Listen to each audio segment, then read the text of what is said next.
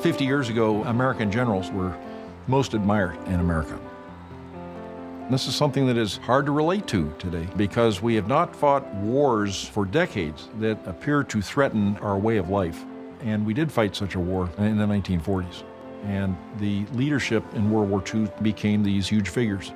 And Dwight Eisenhower was a hero, and he was a nonpartisan hero in America. He was interviewed in 1948 when the Democrats were trying to nominate Eisenhower for president, in which he made it very clear that the Army belongs to no party. Generals serve no partisan causes. He belonged to the Army, he was an Army man, and he would therefore not run. I am a soldier, I belong to the Army, and the Army is truly national. It lives to serve the nation and nobody else, no party, no special group. Why, in 1952, were the circumstances in the country such that he felt that this restraint was no longer binding on him, that there was an overriding reason to enter politics? We had situations that were crying out for action. We were fighting a war in Korea that was a stalemate, and that had to be resolved. Hundreds of Americans were dying every week. Tensions between America and Russia being what they were in Europe. And Dwight Eisenhower became persuaded that he was needed. And that's what he was. He was needed. He was necessary. A grassroots movement to draft Dwight Eisenhower as a presidential candidate spreads across America. Founded by two former World War II veterans, the Citizens for Eisenhower volunteer organization forms more than 800 Eisenhower for President clubs in 38 states as individuals from both parties appeal for Ike's leadership. The movement finds dramatic expression in a draft Eisenhower rally at Madison Square Garden, attended by more than 25,000 supporters.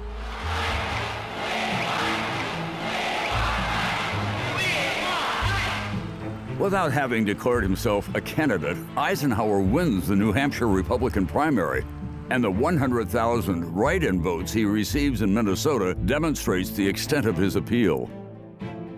The most likely Republican contender, Senate Minority Leader Robert A. Taft, the son of a former president and the preferred choice of the Republican Party establishment, appears close to securing a stranglehold on the GOP nomination. Yet Taft would not fully commit to American participation in European defense, a position that undermines Eisenhower's mission as the supreme Allied commander of the North Atlantic Treaty Organization. Eisenhower believes that American security and world peace depends on the defense of a revitalized Europe. Allied unity and cooperation had led to victory in World War II, and those same qualities were necessary to prevent a potentially even more destructive war with the Soviet Union. Eisenhower comes to believe that it is his duty and obligation to run for president, that only he has the necessary vision and experience to preserve world peace and prevent history from repeating itself. Comrades in arms and my friends, the uniformed services of the United States are far too deeply embedded in my heart for me ever to say a final goodbye.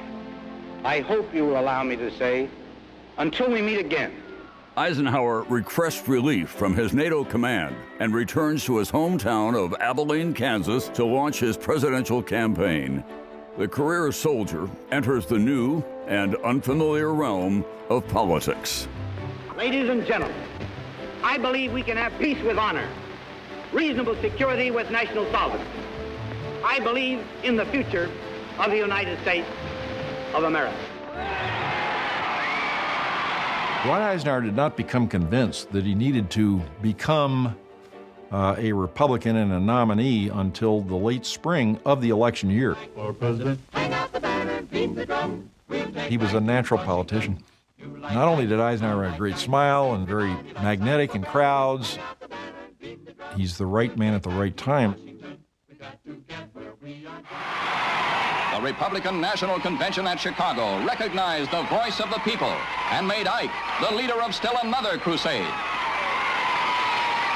I take up this task, therefore, in a spirit of deep obligation, mindful of its burdens and of its decisive importance. I accept your summons. I will lead this crusade.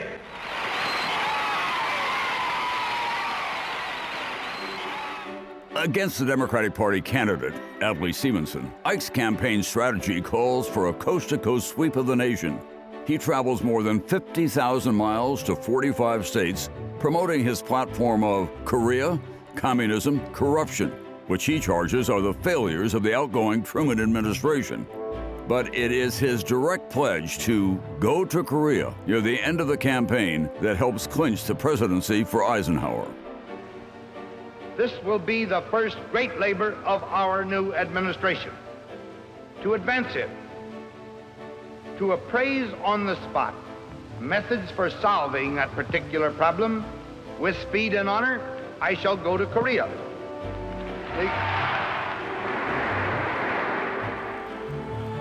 As the election results begin to arrive, the extent of Eisenhower's victory becomes evident.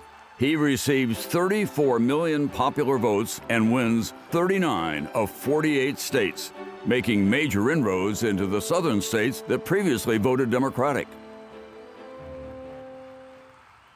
Dwight Eisenhower is one of these figures who has a commanding role in World War II and then is elected, in effect, to win the peace. We win the war. Now the question is to let peace take hold. We hold it to be the first task of statesmanship to develop the strength that will deter the forces of aggression and promote the conditions of peace. And in our quest for an honorable peace, we shall neither compromise, nor tire, nor ever cease. What he does say in that inaugural is we need to remember that what we would have come to pass in the world must first come to pass in the heart of America. We had to remind ourselves from time to time of the higher purposes for which our government had been organized and what our country supposedly stood for. It inspired Americans to think of the world in large and generous terms. He's a person who embodies what you would call typical American qualities. And he comes from the heartland, Kansas, and yet he makes history. As leader of a coalition command, he's somebody who forges the peace. He was raised in an open society that permits scope for real ability, symbolizes that in my mind. And I think that that's something that's important to Americans.